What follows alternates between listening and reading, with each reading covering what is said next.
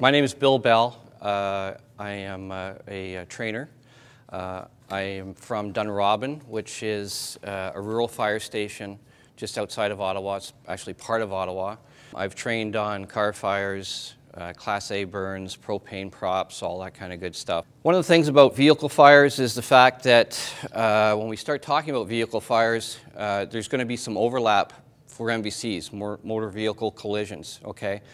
There's going to be different touch points, different considerations that you're going to have to make. For example, was the vehicle fire started because of a collision?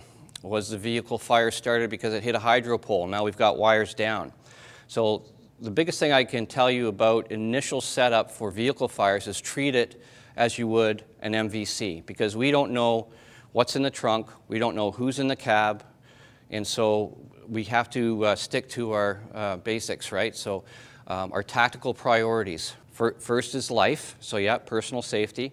Life for any patients or victims that might be out there, so life is a tactical priority. Second, especially in car fires, is incident stabilization. We want to make sure that fire doesn't spread, right? And the next is property, right? So you could have a vehicle fire. I've had them in the past where it's a tractor on fire right next to a barn. I've had a pickup truck about 30, 40 feet away from the garage. We pull up, pickup truck's fully involved, check with the owner, all clear, nobody's in the house, nobody was in the car. You ask them, what's in the back of that pickup truck? I don't have anything. Okay, perfect. Meanwhile, the siding on the garage is actually dripping off. So now we have an opportunity to make a decision, right? So now it becomes an exposure fire. We want to stop that before it becomes a structure fire. So that's our first line of defense. We want to cool down. Obviously, we're going to try and pull two hoses. I'm a realist. In some of our rural environments, you might only be showing up with 2, 3 firefighters, right? So you have to be specific in what your goals are. And so you're going to have to analyze it. So you're going to do a proper size up. If you have the manpower, people power, you're going to be doing your primary sweeps and your secondary sweeps. Make sure that if nobody's around, check the outlying areas. There might be somebody in the ditch, especially if it's an MVC. Might just come in as a vehicle fire, and that's what we're going to discuss today. What we're going to do is review common hazards associated with combating various vehicle fires, fire flow requirements, strategic and tactical considerations for combating vehicle fires, hose line placement. We're going to obviously conduct practical evolutions on the field on the car fire simulator. Fire vehicle hazards. I'm not going to read every one of these things off, but you can tell by the list here, there's a couple of key words there that keep popping up, and that's the word pressurized. We've got pressurized cylinders, we've got pressurized tubes, we've got pressurized gas cylinders, fuel injection systems. All that stuff is under pressure. When we have heat, when we have flame, and it's impinging upon pressurized containers, then we have gas expansion, we've got pressure, some of these things can go. So we're going to talk a little bit more about that, but if anybody's actually opened a hatchback and you hear that shh like that, you've got the 2 rods there, those tubes are under pressure. Especially when we start thinking about some of the larger tubes, like the drive shafts or the hollow tubes that might rupture within the drive shafts. We want to make sure that our approach, should those things blow, not take out our leg, not pierce our leg. And, in all honesty, if that car fire is fully involved, we've done our search, the life threat is taken out, right? So there's no cause for alarm. Everybody's safe. We call it a barbecue, right? We can take our time. If there's no exposures, we're going to take our time. We're going to be safe about it. Modern vehicles, they pose different types of threats for us. And this is where we have a little bit of overlap in MVCs especially. So airbags pose blast hazards. So if you're going in, if we've got a patient, if it's a rescue, you're going to use the same type of hose patterns. We're going to cool down. We're going to approach. Obviously, we're going to be expediting our approach a little bit faster if there's someone in the car. But if you do get in the car, same as an MVC, beware of the airbags, right? Even if you've neutralized the car, those airbags might be charged still. So if you're within 1.5 feet of that airbag and that thing pops off, you could really hurt yourself. You could kill yourself. It could snap your neck, right? So just be careful. Be cognizant of all the airbags that are in there. Seatbelt tensioners and pressurized cylinders. Fuel lines are under pressure from pump and tank to the engine. passenger compartment, reactive metals, air conditioner, pressurized units. One of the things that sometimes we might not think about, I had a motor vehicle collision, turned into a car fire. We don't know what's in the back of that pickup truck. I think there's a slide that talks to that, so I'm a little ahead of the game here, but it could be a guy going to his cottage, right? Or the family's going to the cottage. We might have jerry cans back there. They're going to have a nice barbecue in the back, so they got a propane tank back there. Might be November, the guy's hunting deer. He's got a couple of cases of 30-06 ammunition back there. We don't know, right? So it's the unknown for vehicle fires that are going to sting us, right? So be aware of what might be contained. If you can talk to the driver or one of the passengers, ask them what's in there. Fire considerations: modern cars burn hotter due to the hydrocarbons-based synthetic materials, and that reduces the weight of the car. Materials produce thick, toxic smoke. If you're going to a vehicle fire, you're going to know probably kilometer, half kilometer away, you're going to see that big plume of black smoke, and here we go. And alternative fuels such as propane, compressed natural gas, that's CNG, hybrid electrical cars, they all increase hazards for us. Other cargo hazards: guns and ammunition, fuel and oil containers, chemicals, cleaning supplies. I don't think you guys have very many mobile meth labs up here, but the bottom line is you don't know what people are carrying, right? So just if you can do a size up, talk to somebody, ask them what's in the back of the vehicle. Fireground priorities are tactical priorities. It's life and safety, incident stability, and property conversation. If we've already taken care of the life safety element, the only hazard for life we're introducing is ourselves, right? So now we have to protect ourselves. Confirm the vehicle is not occupied. Very important. You get the call, you get the page, see the plume of smoke. Might be an engine compartment fire. Take the time on your size up. Get 1 or 2 firefighters, pull the hose, charge the pump, charge the line. One person should be doing that 360 around that vehicle. Make sure there's nobody inside the vehicle. There's some horror stories about that, right? I mean, there's somewhere in the States not too long ago came in as an engine compartment fire. They put out the fire, and about 25 minutes later, they've realized that there was a kid in the car seat in the back, right? It's just a shame. So make sure you stick to your tactical priorities. Make sure there's nobody in there. Strategy and tactical considerations: accurate size up, proper positioning of apparatus. Don't roll your pump up. You know, your pump should be at least 100 feet away, at least 150. You only need 50 feet to be safe, right? Just like carrying your hose to the door. You want 50 feet to get inside. You want 50 feet of motor vehicle fire to move around depending on the attack. Don't melt your apparatus. Don't melt your fire truck, right? And make sure you're positioning the pump so that the tank can pull in, because you're going to need a lot more water than 500 gallons or whatever you carry in your pump, right? Another good apparatus device is maybe the deluge gun or the monitor. If it's really burning hot, right, you can't get close to it, light that thing up. If you got phase 2 set up, you got your tanker plugged in, don't even go near it. Surround and drown. Just hit it hard with your deluge gun if you got the water. I'm sure vehicle is stable, will not roll. That's depending on the situation. Obviously, if you can get close enough, throw some chocks under it, that's great, especially if it's in an area where there's exposures. You don't want the car rolling down the road and catching something else on fire or hitting somebody. If you can throw some chocks underneath, that's great. You're going to deploy 1.5 inch or 1.75 inch lines, 2, okay? If you have 3 firefighters show up in the fire truck, you say, okay, well, how am I going to deploy 2 lines?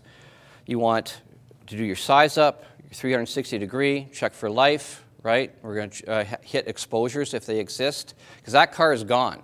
The guy's going to get his insurance check. He's happy. He's probably saying, oh, let it burn. I don't want that thing repaired, right? So don't worry about the property. It's the exposures and the life that are considerations. Once that's taken care of, get a couple of firefighters on a charged hose line. Once the pump operator's there, okay, he's done his job or she's done her job, and the line's charged up, hopefully the tank's rolling in, pull another line off, charge the line, keep it as a secondary backup line, even if you just have to lie it down, okay?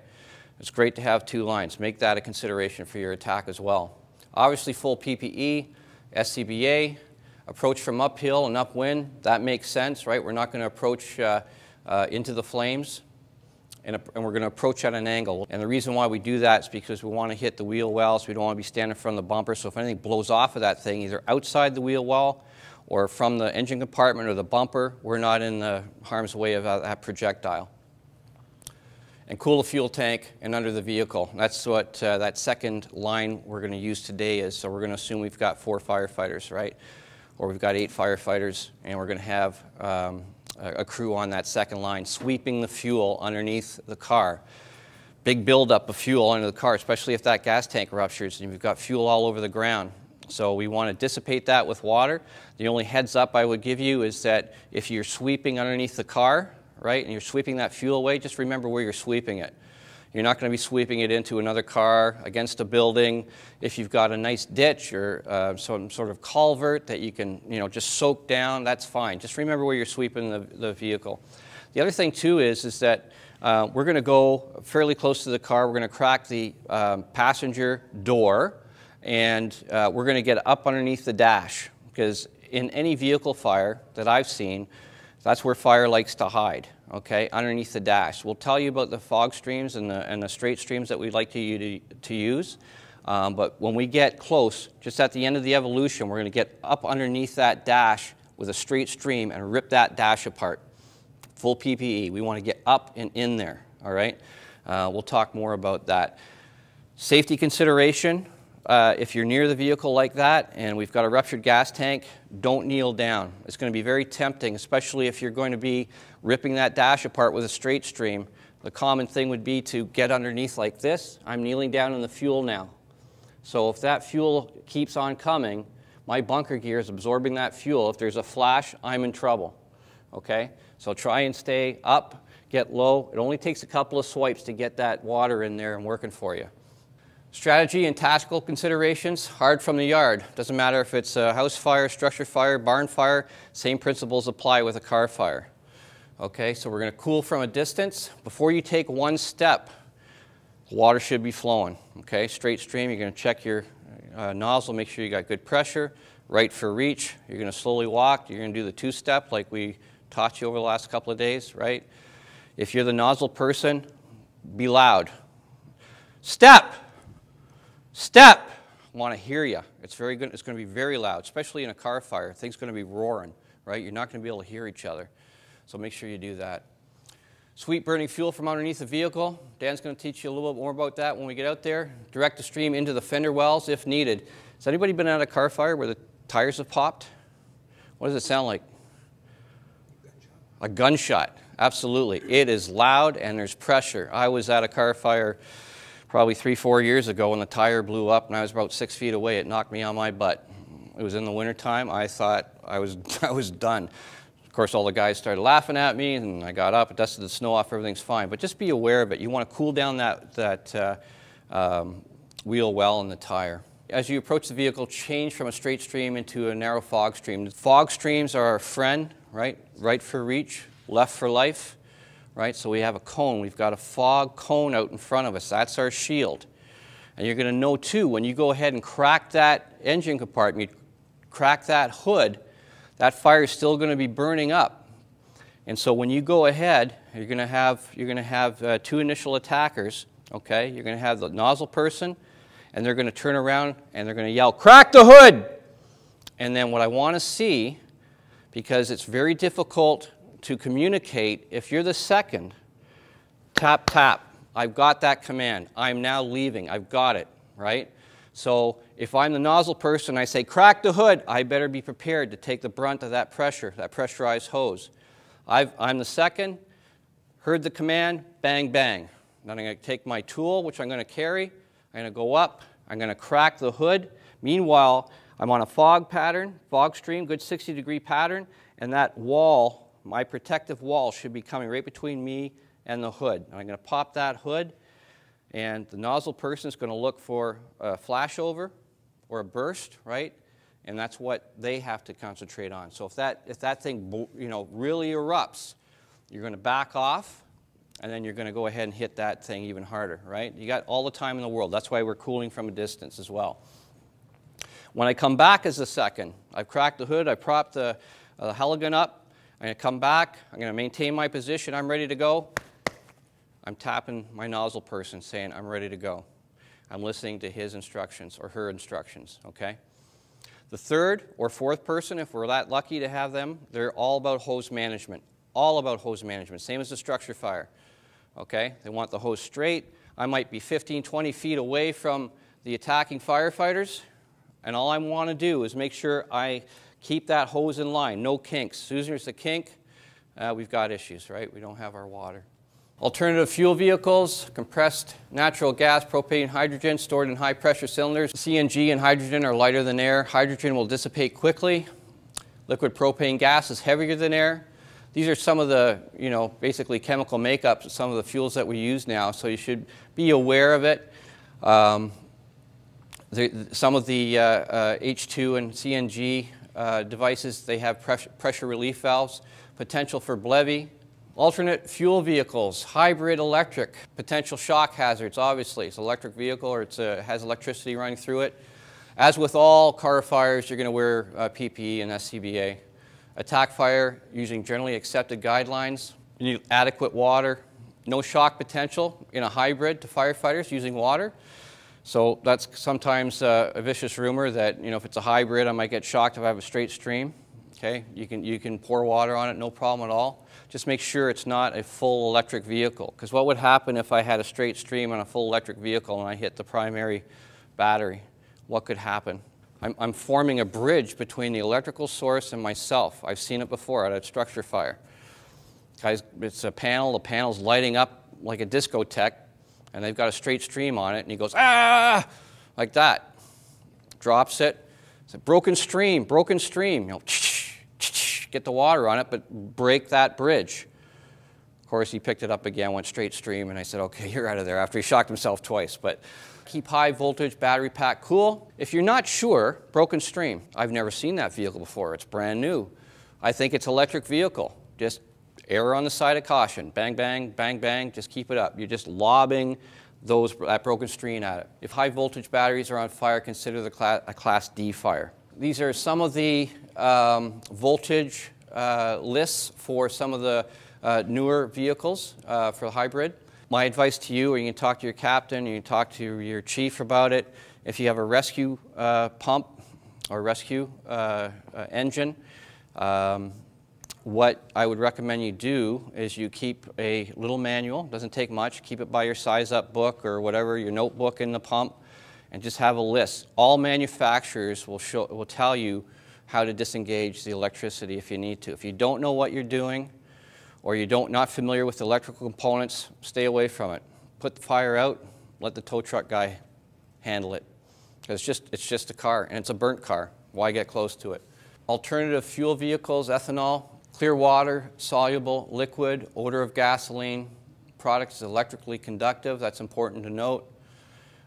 Health effects, nausea, dizzy, loss of balance, stupor. So we're going to have our SCBA on. We're going to be on air. Another note, depending, no matter what call you're at, you get someone walking up to you and they're staggering around and they might look a little bit out of it. They're not necessarily drunk, right? They're not necessarily, on something. They might be a health condition. Could be diabetes, could be effects of a hazmat situation. Might be sniffing the wrong fuel because it's an accident, so just be aware of that. We're going to use foam due to solubility, flex fuel ID, and yellow gas cap on vehicles. So there's some indications of ethanol you're going to see on the gas cap. If you can see it, we'll give you an indication if it's a different type of fuel. Alternative fuel vehicles, biodiesel, non-toxic, biodegradable, yellow liquid, smells a lot like cooking oil, blended with diesel to reduce exhaust emissions, can be used in a vehicle that runs on diesel, no special insignia required, so you might not even know it's there. What you're going to do is extinguish it with dry chemical foam, CO2, or water spray. So not too bad for biodiesel. I think that's it. So if you folks want to pack up in your gear, we'll see you by the rehab tent, and we'll go have some fun. Thank you.